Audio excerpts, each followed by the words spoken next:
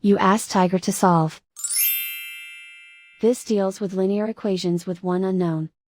The final result is w equals -8/3.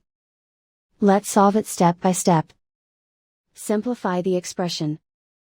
Expand the parentheses. Simplify the arithmetic. Group like terms.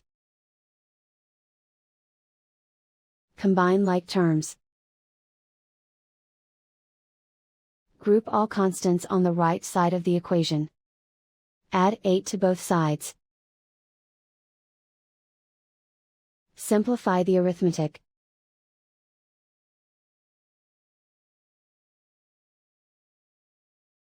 Isolate the w. Divide both sides by -3.